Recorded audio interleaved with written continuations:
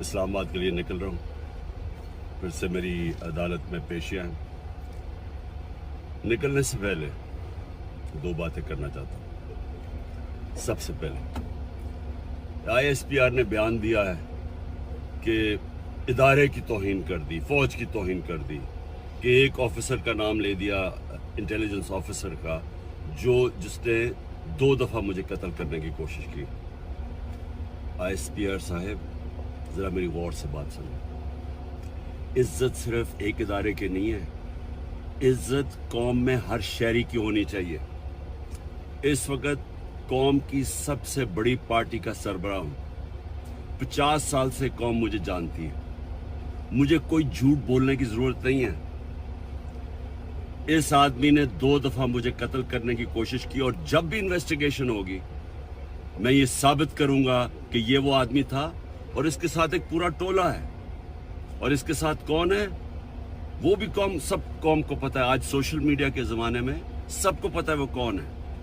سوال میرا یہ ہے کہ کیا ایک ملک کا ایکس پرائم منسٹر, کیونکہ اس آدمی کا نام آ گیا, میں اپنا ایف آئی آر نہیں کٹوا سکا؟ پتہ تو سچ اور جھوٹ تب چلے جب انویسٹیگیشن ہوتی, ایف آئی آر اس کے خلاف ہوتی, انویسٹیگیشن ہوتی. اگر یہ بے قصور تھا سامنے آ جانا تھا. اتنا طاقتور شخصیت کہ میں ایکس پرائم منسٹر, اپنی پنجاب کی حکومت ہوتے ہوئے ہم انویسٹیگیشن ایف آئی آر میں اس کا نام نہیں دے سکے. اس کے بعد پنجاب کی حکومت کی جے آئی ٹی 2 پولیس آفیسر نے جنہوں نے اس کے کہنے پہ ریکارڈ کیا تھا اس کی سٹیٹمنٹس, نوید شوٹر کی, ہم 2 آفیسر جو ریکارڈ کیے تھے پنجاب کے پولیس آفیسر, ڈی پی او گجرات اور سی سی پی او سی ٹی ڈی, انہوں نے ہماری انویسٹیگیشن کے اندر آنے سے منع کر دیا. کون تھا پیچھے؟ کون اتنا طاقتور تھا؟ اس کے بعد جب انویسٹیگیشن میں یہ ثابت ہو گیا کہ 3 شوٹر تھے, جب جے آئی ٹی میں ثابت ہو گیا کہ تین شوٹر جنہوں نے گولیاں چلائی بنسبت جو ان کا پروپیگنڈا تھا کہ صرف ایک دینی انتہا پسند تھا, جے آئی ٹی کو سیبوٹاج کیا گیا. 4 سی ٹی ڈی کے لوگوں نے اپنی سٹیٹمنٹ چینج کی. پروسیکیوٹر جنرل نے انویسٹیگیٹ کیا, اس نے کہا ان کے خلاف کارروائی ہونی چاہیے 4, کیونکہ انہوں نے سیبوٹاج کرنے کی کوشش کی. کون تھا ان کے پیچھے؟ کون اتنا طاقتور تھا؟ اور اس کے بعد جوڈیشل کمپلیکس, میں ثابت کروں گا کہ آئی ایس آئی نے ساری ایک رات پہلے اس کو ٹیک اوور کیا. ثابت کروں گا کہ سی ٹی ٹی کے کپڑوں کے اندر اور وکلا کے کپڑوں کے اندر آئی ایس آئی تھی وہاں. ثابت کروں گا کہ ایک بریگیڈیئر بیٹھا ہوا تھا وہاں, مجھے نام بھی اس کا بتاؤں گا, جو سارا مانیٹر کر رہا تھا. کیا کام تھا آئی ایس آئی کا وہاں؟ ثابت کروں گا کہ انہوں نے مجھے قتل کرنے کے لیے, اور پیچھے یہی آدمی تھا. اسی آدمی کا نام اور ان جو ٹولہ تھا ان کا نام ارشد شریف کی والدہ نے ارشد شریف کے قتل پہ لکھا. کوئی انویسٹیگیشن نہیں ہوئی, کوئی کسی کی جرت نہیں تھی کہ آگے بڑھے, کیونکہ یہ مقدس گائے ہیں, قانون سے اوپر ہیں. آئی ایس پی آر صاحب, جب ایک ادارہ اپنی کالی بھیڑوں کے خلاف ایکشن لیتا ہے وہ اپنی کریڈیبلٹی بہتر کرتا ہے. ایک جو ادارہ کرپٹ لوگوں کو, 2 نمبر لوگوں کو پکڑتا ہے, وہ ادارہ مضبوط ہوتا ہے. اگر شوکت خانے میں کوئی ڈاکٹر غلط کام کرے یا کوئی بھی کرے, ہم ایکشن لیتے ہیں, ہماری ادارے کی کریڈیبلٹی بڑھتی ہے. یہ کیا آپ نے بنایا ہوا ہے کہ جو نام لے تو جناب فوج کو برا بھلا کہ میری فوج ہے, میرا پاکستان ہے, آپ کا نہیں ہے, صرف ہماری فوج ہے, ہمیں اس سے شاید آپ سے زیادہ خیال ہو. یہ جو حرکتیں کرنا کہ جی جو تنقید کرے اس کو آپ منہ بند کر دیں, یہ آپ نقصان پہنچا رہے ہیں ادارے کو.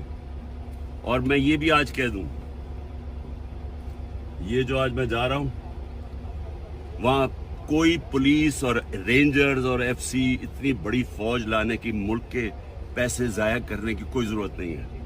اگر کسی کے پاس وارنٹ ہے سیدھا میرے پاس وارنٹ لے کے آئے, میرے وکیل ہوں گے, لیگل ہوں گے, میں خود ہی جا کے جیل میں تیار ہوں جانے کے لیے. کوئی یہ سارا اسلام آباد میں اتنا خرچہ کرنا کہ جی کوئی پتہ نہیں کون سا اس ملک کا کوئی بڑا کوئی مجرم آ رہا ہے, مہربانی کریں ہمیں کوئی اس طرح کا ڈرامہ نہ کریں, سیدھی طرح وارنٹ دیں.